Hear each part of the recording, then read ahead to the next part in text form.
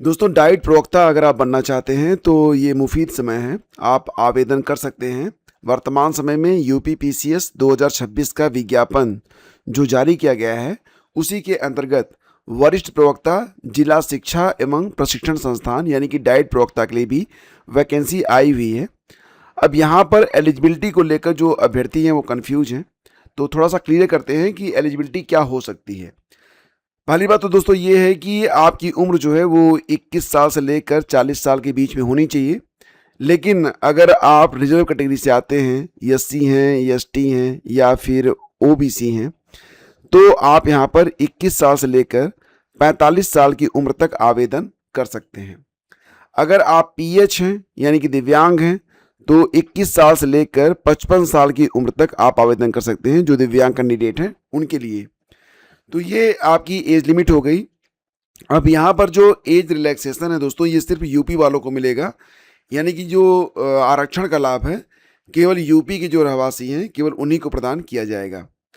अब यहाँ पर बात करेंगे एजुकेशनल क्वालिफिकेशन के बारे में।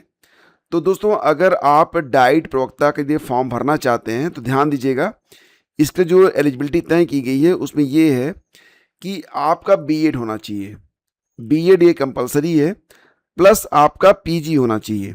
अब यहाँ पर एक बात और, मान लेते हैं कि आपने एमएड किया हुआ है, एमएड किया है लेकिन आपका पीजी नहीं है, तो फिर आप आवेदन नहीं कर पाएंगे। एमएड भले ही एक पीजी के बराबर मानी जाती है, लेकिन यह एक कोर्स नहीं है, ये एक सर्टिफिकेट कोर्स होता है। सो अगर आप एमएड हैं तो आपको वेटेज तो मिलेगा, लेकिन पीजी इज़ कंपलसरी। यानी किसी भी विषय से, जैसे कि आपने बीए किया उसके बाद एमए किया हो, आपने बीएससी किया है तो एमएससी किया हो, या फिर आपने अगर बीकॉम किया है तो एमकॉम किया है, यानी कि पीजी लेवल ये मस्ट है। और बीएड भी ज़रूरी है। अगर आप केवल एमएड हैं और आपका पीजी नहीं है तो आप फॉर्म नहीं भर पाएंगे। हाँ, अगर आप बीएड प्लस एमएड भी हैं तो एमएड का वेटेज आपको इसमें मिलेगा।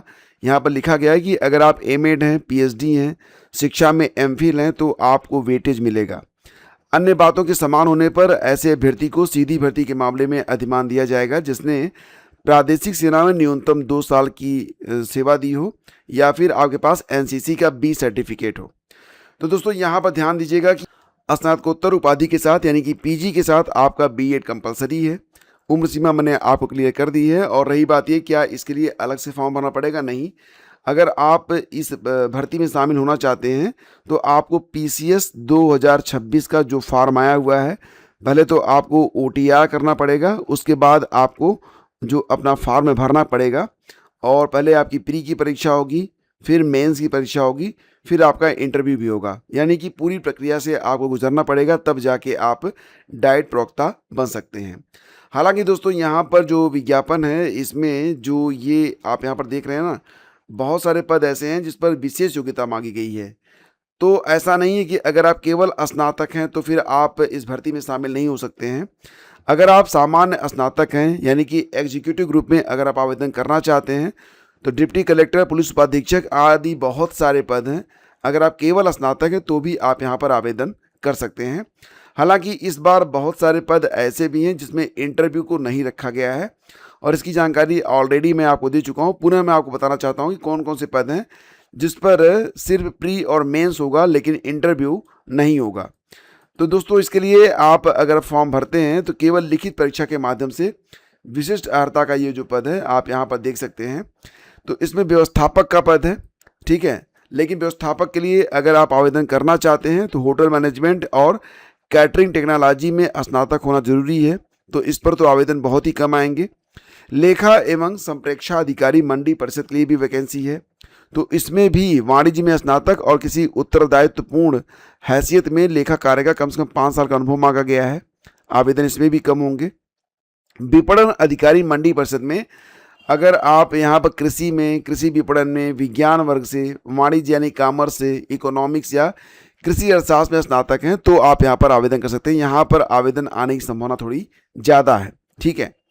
ये जो 3 पद मैंने आपको बताए थे, इसके अलावा ये 3 पद और भी हैं जहाँ पर अगर आप आवेदन करते हैं तो इंटरव्यू नहीं होगा आपका। सचिव श्रेणी मंडी परिषद 2, लेखा एवं वित्त अधिकारी नगर विकास विभाग, तो इन पदों पर दोस्तों आपका इंटरव्यू नहीं होगा। बाकी जितने भी पद हैं, अगर आप डाइट प्रवक्ता के लिए या फिर जीआईसी प्रिंसिपल के लिए आप आवेदन कर रहे हैं तो प्री मेंस के बाद आपका इंटरव्यू भी होगा। और दोस्तों जो आपका सिलेबस है इस पर चर्चा पहले ही हो चुकी है। हालांकि एक नया वीडियो बना के मैं किताबों के साथ कि कौन कौन सी किताबें आपको पढ़नी पड़ेंगी, सारी जानकारी मैं शीघ्र ही आपको उपलब्ध करवा दूंगा। आगे बढ़ते हैं, चलते हैं अखबारों की दुनिया में, देखते हैं क्या क्या खबरें आई हैं। तो होमगार्ड भर्ती की लिखित परीक्षा का परिणाम जारी कर दिया गया है और पुलिस भर्ती बोर्ड ने परीक्षा उत्तीर्ण करने वाले 2.6 गुना अभ्यर्थियों को डीवीपीएसटी के लिए बुलाया है। हालांकि अभी डेट तय नहीं हुई है कि इनका जो डीवीपीएसटी है कब से होगा, लेकिन कहा इन्होंने कि डीवीपीएसटी के लिए कुल 1,07,221 अभ्यर्थियों को बुलाया जाएगा। पदों की संख्या यहाँ पर 41,424 है। तो कुल जो अभ्यर्थी बुलाए गए हैं, जैसा कि आप यहाँ पर जानते हैं कि 2.6 यानी कि 41,424 गुणे 2.6 लोगों को बुलाया गया है और ये संख्या हो रही है कितनी, 1,07,221 ये लोग बुलाए जाएंगे। अभी 15 दिन का समय लगेगा, ये भी बताया जा रहा है कि जो प्रक्रिया है शुरू होने में 15 दिन का समय लगेगा। बाकी आप लोग uppbpb.gov.in पर जाकर अपना रिजल्ट चेक कर सकते हैं। और देखो फ्रेंड्स, अगर आपने अभी तक हमारा जो व्हाट्सएप चैनल है ज्वाइन नहीं किया है तो आप लोगों से एक रिक्वेस्ट है कि व्हाट्सएप को ज्वाइन जरूर कर लें, क्योंकि मुझे लगता है कि अब टेलीग्राम ऑकेजनली कभी कभी बंद रहेगा। मतलब मेरी ओर से नहीं, सरकार की ओर से, क्योंकि जब भी कोई परीक्षा होगी ना, मुझे लगता है कि अब टेलीग्राम को बंद किया ही किया जाएगा। तो व्हाट्सएप चैनल पर जो है अगर आपका प्रेजेंस रहेगा तो आपको जानकारी शेयर होती रहेगी। स्मार्टफोन और टैबलेट की लत बच्चों को बीमार बना रही है। एग्जैक्टली दोस्तों, अगर आपको लगता है ना कि आपकी मेमोरी कमज़ोर हो रही है, आपको चीज़ें याद नहीं रहती हैं, तो कुछ दिन के लिए, मात्र 1 सप्ताह के लिए एक प्रयोग करिए। आप जो है ना अपना जो स्मार्टफोन है उसका इस्तेमाल कम कर दीजिए। ख़ास तौर से जो रील्स होती है उसको वॉच करना बंद कर दीजिए। आपको लगेगा कि आपको चीज़ें बेहतर याद रहने लगी हैं। होता ये है दोस्तों कि आपका जो दिमाग है, आप 3 मिनट का रील देखते हैं, 3 मिनट आप रील देखते हैं और इसमें आप कम से कम 30 रील भी कभी कभी देख लेते हैं। अब इसमें कौन सी रील ज़रूरी थी, कौन सी नहीं, कौन सी सूचना स्टोर करनी है, कौन सी नहीं, तो ये इंफॉर्मेशन का बम्बार्डमेंट हो जाता है दिमाग में और फिर दिमाग ये तय नहीं कर पाता है कि कौन सी सूचना को स्टोर करना है, कौन से हटा देना है।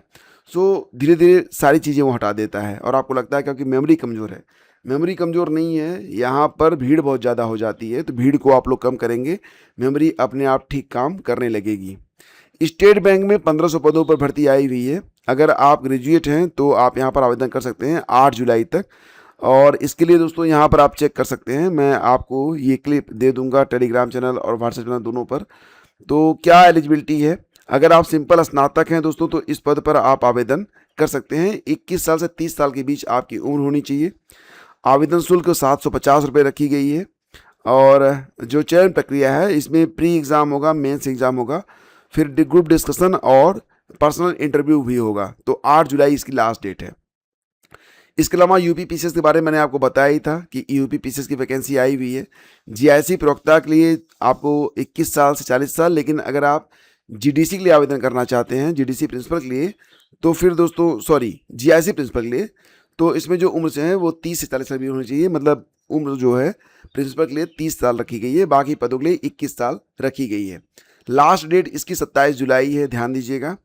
और यूपी में गन्ना पर्यवेक्षक के 1182 पदों पर वैकेंसी आई हुई है। यूपी SSSC के माध्यम से ये भर्ती आई हुई है, जिसकी लास्ट डेट 28 जुलाई है। तो यहाँ पर क्या एलिजिबिलिटी है, 21 साल से 40 साल के बीच में आपकी उम्र होनी चाहिए। आपने यूपी SSSC पीटी की परीक्षा को पास किया हुआ, 2025 वाली परीक्षा अगर आपने पास की है, आपके पास डोएक नेलिट द्वारा जो ओ लेवल होता है अगर आपके पास है, तो फिर आप आराम से इसमें आवेदन कर सकते हैं। और लेखा परीक्षक और सहायक लेखाकार के 1829 पदों पर भर्ती लिए वैकेंसी आई हुई है। तो यहाँ पर भी आप चाहें तो आवेदन कर सकते हैं, जिसमें अगर आप पीटी 2025 दिए हैं और आपके पास ओ लेवल है, सो आप यहाँ पर आवेदन कर पाएंगे। कुछ और भी वैकेंसीज हैं, जैसे कि बीएसएनएल में भी वैकेंसी आई हुई है। अगर आप बीटेक हैं तो आप यहाँ पर फॉर्म भर सकते हैं। और बॉर्डर रोड ऑर्गेनाइजेशन बीआरओ में इंजीनियर फोर्स के 899 पद आए हुए हैं। कई सारे पद हैं, आप चाहें तो इसको चेक कर लीजिएगा। ये पूरी न्यूज़ मैं आपको शेयर कर दूंगा टेलीग्राम चैनल पर। और जैसा कि आप जानते हैं कि एपीओ भर्ती की मुख्य परीक्षा देने के लिए एक महिला अभ्यर्थी हैं, तो इनके लिए छुट्टी के दिन भी कोर्ट बैठी है और इनको परीक्षा में बैठने के लिए मौका मिल गया है, तो ये एक बहुत बड़ा काम किया है कोर्ट ने और साल बर्बाद होने से बचा रहे। साल क्या, कई साल के बाद ये भर्ती आती है। तो दोस्तों ये थी आज की पूरी अपडेट। थैंक यू हमसे जुड़ने के लिए। यहाँ पर एक खबर है, इसका कोई खास मतलब नहीं है। दिल्ली में 18 साल की आयु वाले भी शिक्षक बन सकेंगे। तो यहाँ पर ऐसा मत समझिए कि DSSB से खबर है, तो DSSB में जो एज लिमिट है, जो 21 साल है, उसे घटाकर 18 साल कर दिया गया है। ऐसा नहीं है, एग्जैक्टली हुआ ये कि एजुकेटर के पद पर, स्पेशल एजुकेटर के पद पर वैकेंसी आई हुई थी। तो इसमें जो उम्र सीमा थी 21 साल थी, उसको घटाकर 18 साल किया गया है। बाकी DSSB में जो फॉर्म भरे जाते हैं, तो जो एज लिमिट रहती है उसी प्रकार से यहाँ पर एज लिमिट रहने वाली है। तो ये थी दोस्तों आज की पूरी अपडेट। UPTT के लिए आपकी बूस्टर क्लास चल रही हैं और आपका जो बूस्टर 1 है ये अपलोड कर दिया गया है। आप यहाँ पर क्लिक करके अभी वॉच कर सकते हैं। धन्यवाद।